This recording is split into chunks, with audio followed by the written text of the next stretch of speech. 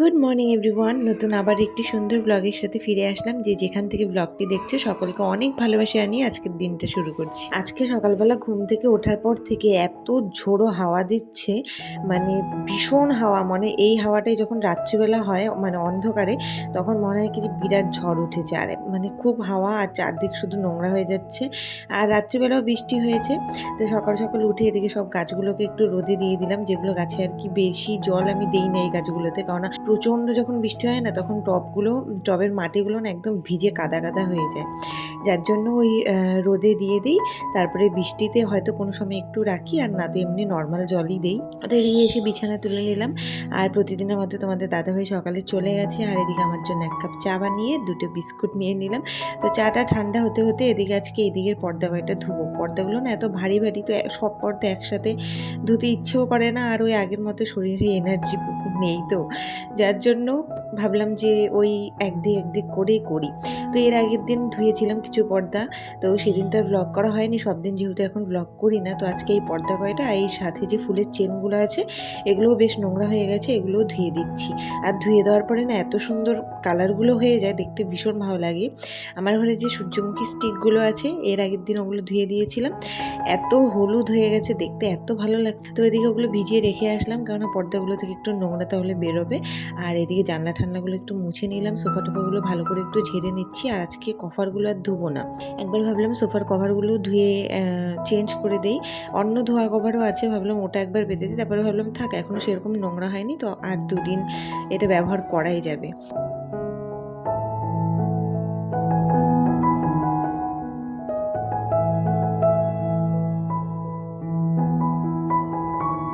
মাঝখানে আমি ভেবেছিলাম একদিন বাদে একদিন প্রায় ব্লগ দেওয়া ওভাবে কন্টিনিউ করেছিলাম, আবার আগের মতো তো পারছিলাম না। আগে তো মানে রোজই ব্লগ দিতাম, তো একদিন বাদে একদিন ব্লগ দেওয়ার চেষ্টা করছিলাম, কিন্তু মাঝখানে আমার পুরো 4 দিন এত শরীর খারাপ ছিল যে ব্লগ বানিয়ে রেখেছিলাম, কিন্তু সেটা এডিট করার মতো আমার ক্ষমতা ছিল না। তো আজকে ফাইনালি ব্লগটা এডিট করে তোমাদের সাথে শেয়ার করবো। আর এরপরে জামাই ষষ্ঠীর ব্লগ আসছে, সেরকম স্পেশাল কিছু না, কিন্তু আশা করি তোমাদের ভালো লাগবে। তো এদিকে সব পর্দা টর্দাগুলো ধুয়ে দিলাম, আর এদিকে ওই ক্লিপ লাগিয়ে দিলাম, কারণ দেখো কি প্রচণ্ড হাওয়া দিচ্ছে।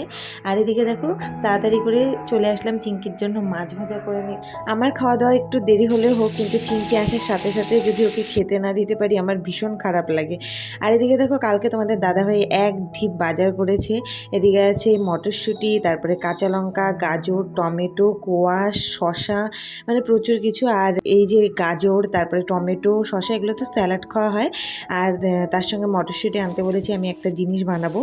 তো এদিকে দেখো আমি ঢেঁকি শাকটা মাঝখানে বেছে নিয়েছি, আলুও কেটে নিয়েছি। আর ঢেঁকি শাক আলু ভাজা আমার ভীষণ ফেভারিট। তো অল্পটুকুনো আলু দিয়ে এদিকে ভাজাটা বসিয়ে দিলাম, আর আস্তে আস্তে আঁচে দিয়ে দিলাম। আর এদিকে সব সবজিগুলো মাঝখানে আমি একবারে ধুয়ে নিয়েছি, ধুয়ে দিয়ে ফ্রিজে সুন্দর করে সাজিয়ে রাখছি। আর ওই যে না কতগুলো কৌটো থাকে যে ফ্রিজের মধ্যে, এয়ারটাইট কন্টেনার মনে হয় হয়তোবা, তো ওগুলো নিব কয়েকটা সবজি টবজি এরকম রাখার জন্য, তাতে কিন্তু বেশ ফ্রেশ থাকে। তারপরে মাছও রাখা যায় অনেক সময়, তো ওগুলো নিতে হবে। এরপরে অনলাইনে অর্ডার করতে হবে। অনেক সময় দেখি দামগুলো কমে আসে, আবার অনেক সময় দেখি দামগুলো অনেক বেড়ে যায়। এদিকে ঘ্যাট বানাবো একটা, তো যার জন্য সব সবজি কেটে নিচ্ছি। আর এদিকে ডালটা সেদ্ধ করা হয়েছে, সেটাও একবারে ফোড়ন দিয়ে দিচ্ছি। তো আজকে না রান্না করতে প্রচুর বেলা হয়ে গেছে, তো ঝিলিককে বললাম একটু পুজোটা তুই দিয়ে দে। আর বৃহস্পতিবার ছিল সেদিন, তো বৃহস্পতিবারের পুজোটা দিতে আমার নিজেরই ভীষণ ভালো লাগে, কারণ সব মাজা ঘষা করে, পিতলের বাসন টাসন মাজা ঘষা করে সব চকচকাভাবে সুন্দর করে পুজো দেবো।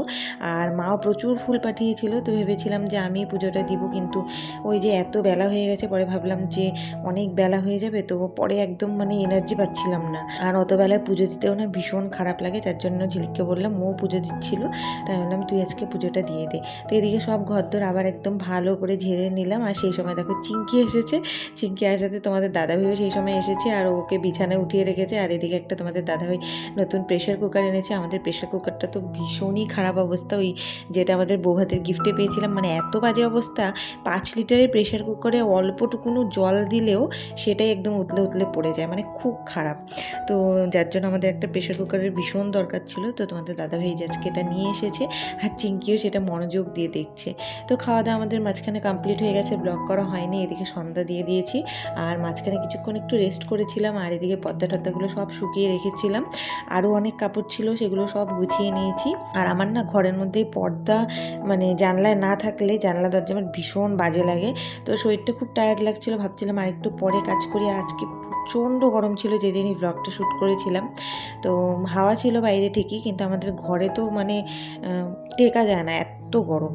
তো এদিকে পর্দা টর্দাগুলো সব টাঙিয়ে দিলাম, আর সব একদম খুব সুন্দর চকচক করছিল, যদিও একটু ডার্ক শেডের, কিন্তু না দেখতে বেশ ভালো লাগছিল। আর ফুলের চেনগুলোও বেশ আজকে ভালো লাগছিল, অনেক ব্রাইট ব্রাইট লাগছিল। সব একবারে গুছিয়ে নিলাম ঘরদোর। আর পর্দাটা লাগানোতে না এই জায়গার লুকটাই চেঞ্জ হয়ে যায়।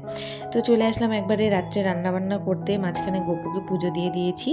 আর এদিকে রান্নাবান্না বলতে আজকে ওটসের খিচুড়ি বানাবো।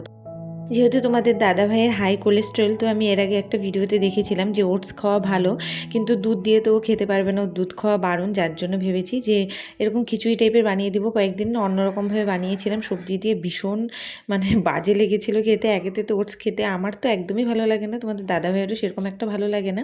কিন্তু এই যে এই রেসিপিটা একবার মানে তোমরাও ট্রাই করে দেখতে পারো, যদি যদি কেউ আর কি ওটস খাও বা খেতে ভালোবাসো, এইভাবে ট্রাই করে দেখো। মানে বেশ ভালো লাগে, অনেকটাই খিচুড়ির মতো লাগে খেতে, আর কোনো খারাপ লাগে না।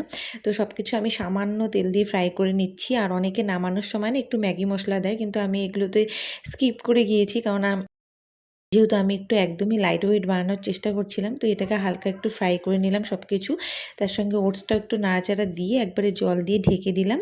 তো একদম দেখো কিছুক্ষণ পরে, প্রায় 15 মিনিট পরে একদম খুব সুন্দর একটা খিচুড়ির মতো হয়ে গেছে। আজকে বেশ পাতলাই রেখেছিলাম। তো এই হচ্ছে আজকের তোমাদের দাদাভাইয়ের রাতের খাবার।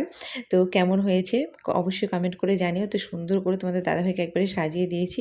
তো চলো আজকের মতো ব্লগটাও এখানেই এন্ড করে দিচ্ছি। দেখা হচ্ছে নতুন কোনো ব্লগের সাথে। ততক্ষণ খুব ভালো থেকো, সুস্থ থেকো, টাটা।